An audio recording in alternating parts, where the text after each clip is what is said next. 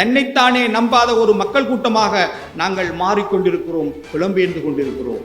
தமிழ் மக்கள் எங்கேயாவது எதிலாவது ஒன்றாக நிற்கிறார்களா? நினைவு கூறும் நாட்களில் மட்டும்தான், சில நேரங்களில் ஒரே ஒரு விடயத்தில் ஒன்றாக நிற்கிறோம். ஒன்றாக நிற்கக்கூடாது என்ற ஒரு விடயத்தில் தான். மற்ற எல்லா இடங்களிலும் நாங்கள் ரெண்டாக பலவாக நிற்கின்றோம். கட்சிகளாக பிரிகின்றோம், கொள்கைகளாக பிரிகின்றோம், தியாகிகளாக துரோகிகளாக பிரிகின்றோம், வடக்காக கிழக்காக பிரிகின்றோம், சாதியாய் பிரிகின்றோம், சமயமாய் பிரிகின்றோம், பிரதேசமாய் பிரிகின்றோம், கட்சிக்குள் அணிகளாய் பிரிகின்றோம். புலம்பெயர்ந்த மக்கள் மத்தியில் அமைப்புகளாய் பிரிந்து விட்டோம். இப்பொழுது அமைப்புகளுக்குள் அணிகளாய் பிரிகின்றோம். பிரிந்து கொண்டே போகிறோம். அவிழ்த்து விட்ட பாக்கு மூட்டை போல அப்படியே சிதறிக்கொண்டே போகின்றோம்.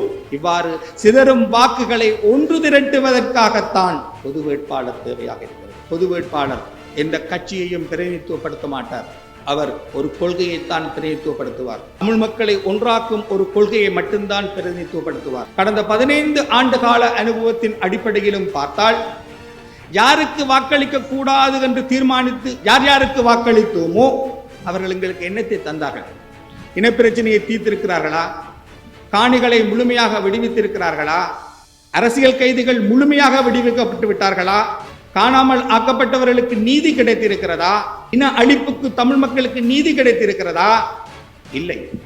முழுமையாக தொகுத்து பார்த்தால் கடந்த 15 ஆண்டுகளிலும் தமிழ் மக்களுக்கு எதுவுமே கிடைக்கவில்லை. கொல்லப்பட்டவர்களுக்கு முள்ளிவாய்க்காலில் அந்த நினைவு தூபியின் முன் ஒரு பூவை வைப்பதற்கு யாராவது தயாரா? இல்லை. நான் உங்களுக்கு ஒரு உண்மை கதையை சொல்லிக்கொண்டு என் உரையை தொடங்கப் போகின்றேன். இந்த கதை, இந்த சம்பவம் நடந்தது யாழ்ப்பாணத்தில் பரப்பால் பெரிய ஒரு பிரதேசத்தில். அவர் ஒரு பாடசாலையின் அதிபர். தன்னுடைய சொத்துக்களை பெருமளவுக்கு விட்டு வெளிநாட்டுக்கு போனார். இப்பொழுது நாட்டில் ஒரு புலப்பெயர்ச்சி அலை நிகழ்ந்து கொண்டிருக்கிறது. நவீன தமிழ் வரலாற்றில் நிகழும் 3வது புலப்பெயர்ச்சி அலை இது. எங்களில் பலர் அவ்வாறு வெளியேறிக் கொண்டிருக்கிறார்கள். இறுதிக்கட்ட போரில் மாத்தளன், பொக்கனை பகுதிகளில் எதால போறது என்று ஒருத்தர் மற்றவரை பார்த்து கேட்பார்கள். அதுபோல இப்பொழுது இளையவர்கள் ஒருவர் மற்றவரை சந்திக்கும் பொழுது IELTS எழுதிட்டியா, விசிட் விசாவில் போறியா, இல்லாட்டி பெர்மிட்டில் போறியா, ஒர்க்கிங் பெர்மிட்டில் போறியா என்று கேட்குற ஒரு நிலைமை வந்திருக்கு. இப்படித்தான் அந்த அதிபரும் தன் தொழிலை துறந்து வெளிநாட்டுக்கு போனார். ஆனால் அங்கே அவரால் நின்று பிடிக்க முடியவில்லை. அவர் இங்கு சமூகத்தில் அனுபவித்த மதிப்பையும் மரியாதையையும் அவர் அங்கே போனவுடனே பெற முடியவில்லை. எனவே திரும்பி வந்தால் கடனை அடைக்க வேண்டும். இருக்கின்ற சொத்துக்களை விற்று கடனை அடைக்க முற்பட்டார். முடியவில்லை. ஒரு கட்டத்தில் மரத்தில் ஏறி கழுத்தில் சுருக்கை மாட்டிக்கொண்டு மரத்திலிருந்து குதித்தார். தற்கொலை செய்து கொண்டார். அவர் ஒரு அதிபர். ஏன் நாட்டை விட்டு போனார்? அவரை போல பல படித்தவர்கள் இப்பொழுது நாட்டை விட்டு வெளியேறி கொண்டிருக்கிறார்கள். யுத்த காலத்தில் உயிராபத்து இருந்தது, இளையோர் வெளியேறினார்கள். அதற்கு ஒரு அர்த்தம் இருந்தது. அப்படி வெளியேறிய இளையோர் பலர் உயிர் தப்பினால் போதும் என்று போனார்கள். எனவே உயிர் பிழைத்திருக்கிறோம் என்ற ஒரே காரணத்துக்காக அவர்கள் எந்த தொழிலை செய்வதற்கும் தயாராக இருந்தார்கள். எல்லா விதமான அவமானங்களுக்கும் உட்பட்டார்கள். ஆனால் இன்றைக்கு அவர்களில் பலர் நிமிர்ந்து விட்டார்கள், செட்டில்ட் ஆகிவிட்டார்கள். அவர்களுடைய பிள்ளைகள் நல்ல உயர்ந்த இடங்களுக்கு வந்துவிட்டன. ஆனால் இப்பொழுது வெளியேறிக் கொண்டிருப்பது இளையோர் மட்டுமல்ல, படித்தவர்கள், பட்டதாரிகள், உயர்ந்த பதவிகளில் இருப்பவர்கள் வெளியேறுகிறார்கள். இவர்கள் அங்கே போய் இங்கே சமூகத்தில் தாங்கள் அனுபவித்த அங்கீகாரத்தையும் மதிப்பையும் பெற முடியவில்லை. பெறலாம், ஆனால் அதுக்கு காலம் எடுக்கும். அங்கே இந்த மதிப்பு கிடைக்கவில்லை எனும் பொழுது பலர் திரும்பி வருகிறார்கள். இந்த 3வது புலப்பெயர்ச்சி அலையில் உள்ள பிரதான இயல்பு, பலர் திரும்பி வருகிறார்கள். ஏன் இப்படி வெளியேறுகிறார்கள்? யுத்த காலத்தில் வெளியேறினோம், உயிரச்சம் இருந்தது. சிங்கள மக்களும் தான் வெளியேறுகிறார்கள். ஏன் இந்த மண்ணில், எங்கள் சொந்த மண்ணில், தாய் மண்ணில் எங்களை கட்டியெழுப்ப விரும்பாமல் வெளியேறுகிறோம்? ஏன் இந்த சொந்த மண்ணில் வேர்விட்டு எங்கள் தொழில் முனைவோர்களை பலப்படுத்த நாங்கள் தவறுகிறோம்? ஏன் எங்களுடைய தொழில்துறைகளை தாய்மண்ணில் நாங்கள் கட்டியெழுப்ப விரும்பவில்லை? தாயகம் என்கிறோம், தேசியம் என்கிறோம், இந்த மண் எங்களின் சொந்த மண் என்றோம். ஏன் இந்த சொந்த மண்ணை விட்டு வெளியேறிக் கொண்டிருக்கிறோம்? அப்படி என்றால் எந்த மண்ணுக்கு விடுதலை வேண்டும்? எந்த மண்ணின் மக்களுக்காக நாங்கள் தேசியத்தை கதைக்கிறோம்? ஏன் வெளியேறுகிறோம்? ஏன் வெளியேறுகிறோம்? சில மாதங்களுக்கு முன் யாழ்ப்பாணத்தில் ஒரு திருமண நிகழ்வில் யாழ்ப்பாணத்தில் உள்ள மிக சில அந்த துறை சார்ந்த மருத்துவ நிபுணர்களில் ஒருவர் என்னோடு கதைக்கும் பொழுது கேட்டார். பொது வேட்பாளரை பற்றி கேட்டார். கேட்டுப்பட்டு சொன்னார், அவருடைய மகள் பக்கத்தில் நின்றார். என்னுடைய பிள்ளை நான் ஏன் வெளிநாட்டுக்கு போகக்கூடாது என்று கேட்டால் அது சொல்வதற்கு ஒரு பலமான காரணம் எனக்கு வேணும். அந்த காரணத்தை நீங்கள் உருவாக்குங்கள் என்று சொன்னார். பொது வேட்பாளருக்கு கூடாக அந்த காரணத்தை நீங்கள் உருவாக்குங்கள் என்று சொன்னார். ஆம், அதுதான் உண்மை. நாங்கள் வெளியேறிக் கொண்டிருக்கிறோம். சிதைந்த கூட்டின் பறவைகளாக மேலும் மேலும் நாட்டை விட்டு வெளியேறிக் கொண்டிருக்கிறோம். ஆனால் இந்த மண் எங்களின் சொந்த மண் என்று சொன்ன காலத்தில் எல்லா துயரங்களுக்கு மத்தியிலும் நாங்கள் நின்று பிடித்தோம். ஏன் வெளியேறுகிறோம்? ஏனென்றால் நாங்கள் நம்பிக்கை இழந்து விட்டோம். எங்களுக்கு இந்த மண்ணில் நிற்கலாம், இங்கே வேறு விடலாம், எங்கள் தொழில்துறையை கட்டி எழுப்பலாம் என்ற அந்த நம்பிக்கை வருவதில்லை. தன் பலம் எதுவென்று தெரியாமல் சிதறும் மக்களாக நாங்கள் மாறிக்கொண்டிருக்கிறோம். தன்னைத்தானே நம்பாத ஒரு மக்கள் கூட்டமாக நாங்கள் மாறிக்கொண்டிருக்கிறோம், புலம்பெயர்ந்து கொண்டிருக்கிறோம். மற்றவரை சந்தேகத்தோடு பார்க்கின்றோம். ஒருவர் மற்றவரை நம்பிக்கை இனத்தோடு பார்க்கின்றோம். ஒருவர் மற்றவருக்கு உதவ கை கொடுக்க தயாராக இல்லை. ஒரு சமூகமாக, ஒரு தேசமாக திரள எங்களால் முடியாமல் இருக்கிறது. நாங்கள் தொடர்ந்து சிதறிக்கொண்டே போகிறோம். தமிழ் மக்கள் எங்கேயாவது எதிலாவது ஒன்றாக நின்றிருக்கிறார்களா? நிற்கிறார்களா? நினைவு கூறும் நாட்களில் மட்டும்தான் சில இடங்களில் ஒன்றாக நிற்கிறோம். மற்ற எல்லா இடங்களிலும் இரண்டாக நிற்கின்றோம், பலவாக நிற்கின்றோம்.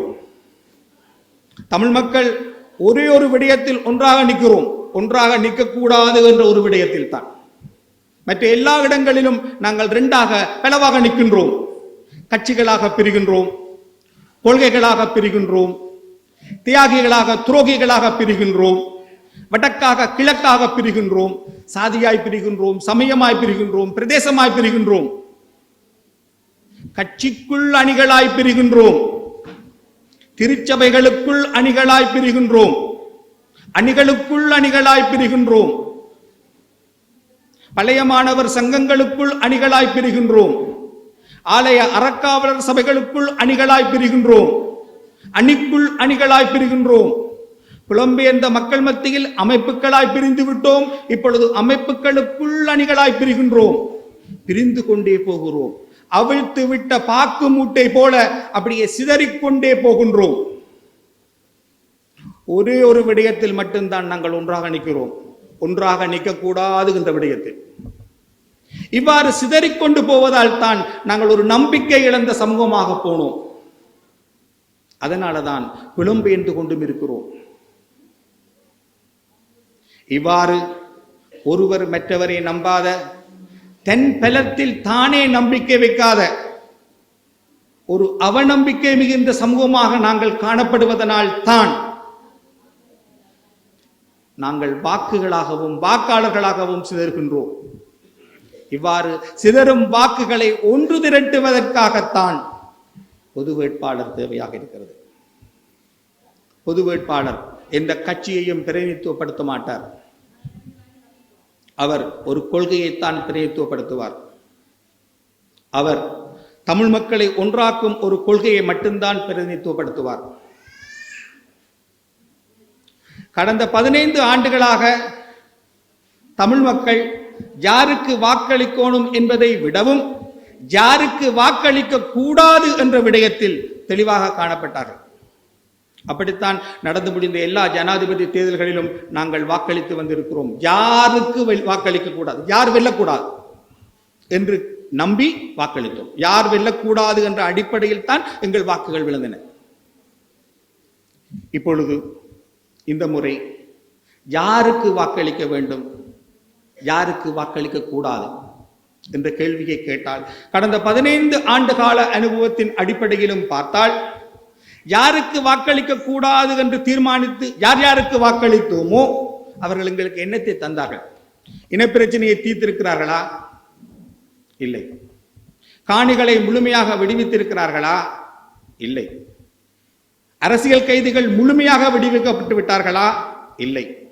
காணாமல் ஆக்கப்பட்டவர்களுக்கு நீதி கிடைத்திருக்கிறதா? இல்லை. இன அழிப்புக்கு தமிழ் மக்களுக்கு நீதி கிடைத்திருக்கிறதா? இல்லை. கொஞ்சம் கொஞ்சம் ஏதோ கிடைச்சிருக்கு. முழுமையாக தொகுத்து பார்த்தால் கடந்த 15 ஆண்டுகளிலும் தமிழ் மக்களுக்கு எதுவுமே கிடைக்கவில்லை. அப்ப 15 ஆண்டுகளாக நாங்கள் வாக்களித்து பெற்றவை என்ன? நாங்கள் எதையுமே பெறவில்லை. எனவே எங்களுக்கு முன் வந்து நிற்கின்றவர்கள் யாராவது தமிழ் மக்களுக்கு சமஷ்டியை தருவோம் என்று சொல்லுவார்களா? ஒரு சமஷ்டிக்கு நாங்கள் உங்களோடு உடன்படிக்கைக்கு வர தயார் என்று கூறுவார்களா? அந்த உடன்படிக்கை 3வது தரப்புகளின் முன்னிலையில் எங்களோடு எழுதிக்கொள்ள அவர்கள் தயாரா? இல்லை. எங்களுக்கு ஒரு சமஷ்டியை தர இந்த தென்னிலங்கை வேட்பாளர்கள் யாராவது தயாரா? இல்லை. ஒற்றையாட்சிக்கு வெளியே ஒரு தீர்வுக்கு போற யாராவது தயாரா? இல்லை. அப்படி ஒரு தீர்வுக்காக அனைத்துலக சமூகத்தின் முன்னிலையில் எங்களோடு ஓர் உடன்படிக்கைக்கு வர, எழுதப்பட்ட உடன்படிக்கைக்கு வர அவர்கள் தயாரா? யாராவது தயாரா? இல்லை. இல்லை, யாருமே தயாரில்லை. ஏன் அதிகம் போவான்? தமிழ் மக்களுக்கு இன அழிப்பு நடந்திருக்கு என்று சொல்லி அதற்காக தமிழ் மக்களிடம் மன்னிப்பு கேட்க யாராவது தயாரா? கொல்லப்பட்டவர்களுக்கு முள்ளிவாய்க்காலில் அந்த நினைவு தூபியின் முன் ஒரு பூவை வைப்பதற்கு யாராவது தயாரா? இல்லை. அப்போ யாருக்கு வாக்களிக்க கூடாது என்று இப்பொழுது தெளிவாக தெரிகிறது அல்லவா? 15 ஆண்டுகளாக அவர்களுக்கு வாக்களித்து என்ன பெற்றோம் என்பதையும் கூட்டி கழித்து பார்க்கக்கூடியதாக இருக்கிறது அல்லவா?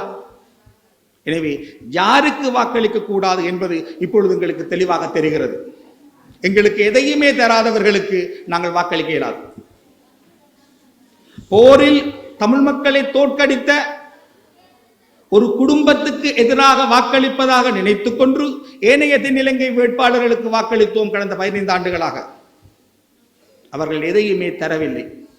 இனப்பிரச்சனைக்கு தீர்வும் இல்லை, இன அழிப்புக்கு நீதியும் இல்லை. மட்டுமல்ல, ஒடுக்குமுறைகள் தொடர்கின்றன. 2009ஆம் ஆண்டு மே மாதம் முடிவுக்கு கொண்டு வரப்பட்டது ஆயுத போராட்டம் தான். ஆயுத போராட்டம் ஒரு விளைவுதான், காரணம் அல்ல. மூல காரணம் இன ஒடுக்குமுறை. இன ஒடுக்குமுறை அப்படியே இருக்கு. அது நிலத்தை பறிக்கின்றது, மேய்ச்சல் தரையை பறிக்கின்றது, பயங்கரவாத தடை சட்டத்தை அப்படியே வெத்திருக்கின்றது. நடந்தது இன அழிப்பு என்பதை ஏற்றுக்கொள்ள அது தயாரில்லை. இறந்தவர்களுக்கு மரியாதை செலுத்த அது தயாரில்லை. ஒடுக்குமுறை அப்படியே இருக்கிறது. ஒரு விளைவை தோற்கடித்துவிட்டு ஒடுக்குமுறை இன்னும் விகாரமாக நிற்கின்றது. எனவே 15 ஆண்டுகளில் நீதியும் கிடைக்கவில்லை, தீர்வும் கிடைக்கவில்லை, ஒடுக்குமுறையையும் நிறுத்த முடியவில்லை. இன ஒடுக்குமுறை என்பது என்ன? தமிழ் மக்கள் ஒரு இனமாக திரள்வதை இல்லாமல் செய்வது. தமிழ் மக்கள் ஒரு இனமாக திரள்வதை இல்லாமல் செய்வது என்று சொன்னால் நாங்கள் இப்பொழுது திரண்டா இருக்கிறோம்? இல்லை. நான் முன் சொன்னது போல நாங்கள் சிதறிக்கொண்டிருக்கிறோம். இது அவர்களுக்கு வெற்றி வாய்ப்புகளை அதிகமாக கொடுக்கும். எனவே நாங்கள் திரண்ட பெரும் பலமாக மாறினால் தான் இப்பொழுது நடந்து கொண்டிருக்கும் ஒடுக்குமுறைகளை நிறுத்தலாம். நாங்கள் ஒரு திரண்ட பலமாக மாறி ஒரு குரலில் எங்கள் பிரச்சனைகளை முன்வைத்தால் தான் அதற்கு ஒரு வலிமை இருக்கும். அப்பொழுதுதான் நாங்கள் எங்களுக்கு என்ன வேண்டும் என்று கேட்டால் அதற்கு சக்தி அதிகமாக இருக்கும். எனவே பொது வேட்பாளர் என்ற தெரிவு தமிழ் மக்களை ஐக்கியப்படுத்துவது. கட்சிகளாய் குழுக்களாய் சிதறி கிடக்கும் இந்த மக்களை ஒன்றாக்குவதுதான் பொது வேட்பாளரின் வேலை. ஒன்றாக இருப்பதில்லை என்ற ஒரு விடயத்தில் மட்டும் ஒன்றாக இருக்கும் ஒரு மக்கள் கூட்டத்தை ஒன்றாக்குவதுதான் பொது வேட்பாளரின் வேலை. பொது வேட்பாளர் கட்சிகளுக்காக உங்களிடம் வரமாட்டார். அவர் உங்களை என்று சொல்வதே பிழை. நாங்கள் ஒன்றாக வேண்டும், ஒரு தேசமாக திரள வேண்டும் என்பதுதான் பொது வேட்பாளரின் நோக்கம். நாங்கள் திரட்டுவோம், ஆனால் நீங்கள் உங்களுக்கு விரும்பிய கட்சிகளுக்கு வாக்களியுங்கள், உங்களுக்கு விரும்பிய தலைவர்களுக்கு நீங்கள் வாக்களியுங்கள். அது உங்களுடைய தெரிவு, அது உங்களுடைய ஜனநாயக உரிமை. ஆனால் ஒரு தேசமாக எப்பொழுதும் திரண்டிருங்கள். ஒரு தேசமாக திரண்டு கொண்டு உங்களுக்கு விரும்பிய கட்சிகளுக்கு நீங்கள் வாக்களித்து விட்டு போகலாம், அது உங்களுடைய ஜனநாயக தெரிவு. ஆனால் ஒரு தேசமாக நாங்கள் இல்லை என்பதுதான் இப்ப பிரச்சனை. எனவே எங்களை ஒரு தேசமாக திரட்டுவதற்குத்தான் பொது வேட்பாளர் வந்திருக்கிறார். எங்களை ஒரு தேசமாக திரட்டுவதற்குத்தான் பொது வேட்பாளர் வந்திருக்கின்றார். தந்தை செல்வாவின் நினைவு தூபி முத்தவெளியில் கட்டப்பட்ட பொழுது வெவ்வேறு மாவட்டங்களில் இருந்து மண்ணை கொண்டு வந்து அந்த தூபிக்கு அருகே போட வேண்டும் என்று ஒரு கோரிக்கை விடுக்கப்பட்டது. அப்பொழுது முதலாக ஒரு டிராக்டர் லோட் மண்ணை கொண்டு வந்தது அன்னமலை என்கிற அம்பாறை பிரதேசத்தில் இருந்துதான். இப்பொழுதும் ஒரு பொது வேட்பாளர் கிழக்கில் இருந்துதான் எடுக்கப்பட்டிருக்கிறார். ஏனென்றால் பொது வேட்பாளர் என்பது ஒரு பொது நிலைப்பாடு. ஒரு பொது நிலைப்பாடு என்பது தமிழ் மக்களை பொறுத்தவரை தமிழ் தேசிய நிலைப்பாடு தான். தமிழ் தேசிய நிலைப்பாடு என்பது தாயக ஒருமைப்பாடு தான். தாயக ஒருமைப்பாடு என்பது வடக்கையும் கிழக்கையும் பிரிக்கப்பட முடியாதபடி பிணைப்பது, இரத்தமும் சதையுமாக பிணைப்பது. அன்னமலையிலிருந்து அன்றைக்கு மண் கொண்டு வந்தார்கள், கிழக்கிலிருந்து இப்பொழுது பொது வேட்பாளர் வருகிறார். ஏனென்றால் தாயக ஒருமைப்பாட்டை பாதுகாப்பதற்காக. எனவே பொது வேட்பாளர் செய்ய போவது ஒரே ஒரு விடயம்தான், எங்களை திரட்டுவது, எங்களை ஒரு திரண்ட அரசியல் ஆக்க சக்தியாக மாற்றுவது. அதுக்கு பிறகு அடுத்த கட்டத்துக்கு போகும். நீங்கள் திரண்டு விட்டால் அதிசயங்களையும் அற்புதங்களையும் செய்வீர்கள், ஏற்கனவே செய்திருக்கிறீர்கள். தமிழ் மக்கள் ஒரு சமூகமாக மாண்போடும் பண்பாட்டு செழிப்போடும் எழுச்சி பெற்ற எல்லா காலங்களிலும் அற்புதமான விஞ்ஞானிகளையும் சான்றோர்களையும் அறிஞர்களையும் தியாகிகளையும் வீரர்களையும் உற்பத்தி செய்திருக்கிறார்கள். நாங்கள் ஒரு மகத்தான பண்பாட்டு செழிப்பு மிக்க மக்கள். பண்பாட்டு செழிப்பு மிக்க மக்களை யாருமே தோற்கடித்து விட முடியாது, யாருமே தோற்கடித்து விட முடியாது. எனவே திரட்சியாக வருவதுதான் எல்லா ஒடுக்குமுறைகளுக்கும் எதிரான ஒரே சுய கவசம். எங்களை திரட்டத்தான் பொது வேட்பாளர் வருகிறார். எங்களை சிதறடிக்கும் எல்லா சக்திகளையும் கடந்து எங்களை திரட்டுவதுதான் பொது வேட்பாளரின் உண்மை நோக்கம். நாங்கள் திரண்டால் அடுத்த கட்டம் வரும். நாங்கள் திரண்டால் வெளி உலகத்துக்கு நாங்கள் வலிமையான ஒரு செய்தியை சொல்லலாம். கடந்த 15 ஆண்டுகளிலும் இனப்பிரச்சனையை தீர்ப்பதற்கு எடுக்கப்பட்ட முயற்சிகள் அனைத்தும் தோல்வி. ஐநாவின் தீர்மானமும் தோல்வி. இந்த பிரச்சனையில் தலையிட்ட எல்லா வெளிச்சக்திகளும் தோல்வியடைந்திருக்கின்றன. நிலைமாறுகால நீதி என்பது கவுண்டர் ப்ரொடக்டிவ் என்று சொல்வார்கள், எதிர்மறை விளைவுகளைத்தான் ஏற்படுத்தி இருக்கிறது. ஒரு யுத்தகலம் மூடப்பட்ட நாட்டில் தான் இன்னொரு யுத்தகலம் ஈஸ்டர் குண்டு வெடிப்போடு திறக்கப்பட்டு மற்றொரு சிறிய தேசிய இனம் நசுக்கப்பட்டது. ஒடுக்குமுறை தொடர்ந்து வெவ்வேறு வடிவங்களில் வருகிறது. யாரோ ஒருவரை ஒடுக்குவதன் மூலம்தான் வாக்குகளை திரட்டலாம் என்ற அரசியல் தொடர்ந்தும் இருக்கிறது. எனவே இவற்றுக்கெல்லாம் எதிராக தமிழ் மக்கள் ஒரு தேசமாக திரள்வதுதான் சுய கவசம், சுய பாதுகாப்பு. எனவே தமிழ் மக்களை ஒரு தேசமாக திரட்டுவதற்குத்தான் பொது வேட்பாளர் வருகிறார். அவர் வேறு எந்த பெரிய அரசியல் கோட்பாட்டையும் உங்கள் முன்வைக்க மாட்டார். பொது வேட்பாளர் என்பது பொது நிலைப்பாடு. தமிழ் மக்களை ஒரு பொது நிலைப்பாட்டின் கீழ் ஒன்றிணைப்பது கடினமாக இருக்கிறது. ஒரு பொது வேட்பாளரை தேடுவது எங்களுக்கு மிகவும் கடினமாக இருந்தது. ஏன்? ஏனென்றால் தமிழ் மக்களை ஒரு கொள்ளியில் இணைக்கவல்ல ஜனவசியம் மிக்க தலைவர்கள் எங்கள் மத்தியில் குறைவாக இருக்கிறார்கள். மாவட்ட மட்ட தலைவர்கள் உண்டு, கிராம மட்ட தலைவர்கள் உண்டு, கட்சிகளுக்குள் தலைவர்கள் உண்டு. ஆனால் ஒரு பொதுப்புள்ளியில் தமிழ் மக்களை இணைக்கும் தலைவர்கள் பெருமளவுக்கு இல்லை. இதனால் தான் ஒரு பொது வேட்பாளரை ஒரு பொது நிலைப்பாட்டின் கீழ் கண்டுபிடிப்பது எங்களுக்கு சிரமமாக இருந்தது. தமிழ் மக்கள் பொதுச்சபை என்ற ஒரு மக்கள் அமைப்பும் 7 தமிழ் கட்சிகளும் இணைந்து உருவாகிய தமிழ் பொது கட்டமைப்பு எனப்படுவது கடந்த மாதம் 22ஆம் தேதி ஒரு உடன்படிக்கையை எழுதி கொண்டது. அதிலிருந்து கிட்டத்தட்ட 18 நாட்கள் அந்த கட்டமைப்பு இயங்கி ஒரு பொது வேட்பாளரை கண்டுபிடித்திருக்கிறது. 18 நாட்கள் தான். அது கூட கஷ்டமாக இருந்தது. ஒரு மக்களை ஒரு பொது நிலைப்பாட்டின் கீழ் இணைப்பதற்கு, ஒரு வேட்பாளரை கண்டுபிடிப்பதற்கு 18 நாட்கள் என்ன, 18 மாதங்களை எடுத்துக்கொள்ளலாம். வெளியில் இப்படி ஒரு பொது வேட்பாளரை கண்டுபிடிக்க முடியாமல் திணறுகிறார்கள் என்று சொல்லப்பட்டார்கள். உண்மை. ஏன் திணற வேண்டி வந்தது என்று சொன்னால், தமிழ் மக்களை ஒரு பொது நிலைப்பாட்டின் கீழ் இணக்கக்கூடிய ஆட்கள் மிக குறைவாக இருக்கிறார்கள் என்பதுதான். அதுவும் அவர் கிழக்கிலிருந்து வர வேண்டும், ஒரு பெண்ணாக இருக்க வேண்டும் என்றெல்லாம் நாங்கள் வரையறைகள் வைத்திருந்தோம். ஆனால் யதார்த்தத்தில் எல்லா வரையறைகளையும் பேண எங்களால் முடியவில்லை. இந்த அடிப்படையில் தான் ஒரு பொது வேட்பாளர் இப்பொழுது தெரிவு செய்யப்பட்டிருக்கிறார். சாத்தியக்கூறுகளின் கலைதான் அரசியல். சாத்தியக்கூறுகள் எனப்படுகின்றவை இருப்பவைகள் தான், இல்லாதவைகள் அல்ல. எனவே இருப்பவற்றுக்குள் சிறந்த ஒருவரை நாங்கள் பொது வேட்பாளராக எடுத்திருக்கிறோம். அவர் வடக்கு கிழக்காக பிரிக்கப்பட்டிருக்கும் தமிழர் தாயகத்தை இரத்தமும் சதையுமாக ஒன்றிணைக்கும் குறியீடாக திகழ்வார். தமிழ் வாக்குகள் சிதறி கிடக்கும் தமிழ் மக்களை ஒன்றாக திரட்டுவார். தன் பலம் எதுவென்று தெரியாமல் சிதறுண்டிருக்கும் மக்கள் நாங்கள் இப்பொழுது. புராணத்தில் அனுமர், ஆஞ்சநேயர் தன் பலம் எதுவென்று தெரியாமல் பதுங்கியிருப்பார்.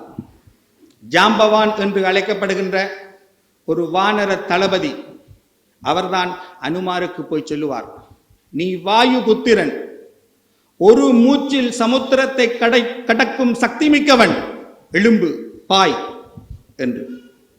பொது வேட்பாளரும் அவ்வாறு தன் பலம் எதுவென்று அறியாமல் சிதறி கிடக்கும் தமிழ் மக்களுக்கு, நீங்கள் பலசாலிகள், நீங்கள் ஒன்று திரண்டால் அதிசயங்களையும் அற்புதங்களையும் செய்வீர்கள் என்று கூறி உங்களை ஒன்று திரட்டும் ஜாம்பவான் தான். உங்களை ஒன்று திரட்டினால், நாங்கள் ஒன்று திரண்டால் அதிசயங்களையும் அற்புதங்களையும் செய்வோம். ஒன்று திரண்ட தமிழ் சக்தி தான் வலிமையான பேரம் பேசும் சக்தியாகவும் மேலெழும். எனவே பொது வேட்பாளர் எனப்படுகிறவர் தமிழ் மக்களை ஒன்று திரட்டும் குறியீடு. அப்படி ஒன்று திரட்டி விட்டோம் என்று சொன்னால் தென்னிலங்கைக்கும் வெளி உலகத்துக்கும் நாங்கள் தெளிவாக செல்வோம். இதுதான் எங்களோட கோரிக்கை. ஒன்று திரண்டு வலிமையான சக்தியாக இருக்கும் தமிழ் மக்களின் கோரிக்கையை அவர்கள் நிராகரிக்க முடியாது. அந்த கோரிக்கைக்கு அவர்கள் பதில் கூறித்தான் ஆக வேண்டும். எனவே தமிழ் மக்கள் தங்கள் கோரிக்கைகளை வலிமையாக வைப்பதென்றால் தமிழ் மக்கள் ஒரு திரண்ட அரசியல் சக்தியாக, கட்டிருக்கமாக, உருகி பிணைந்த ஒரு கட்டமைப்பாக மேலெழ வேண்டும்.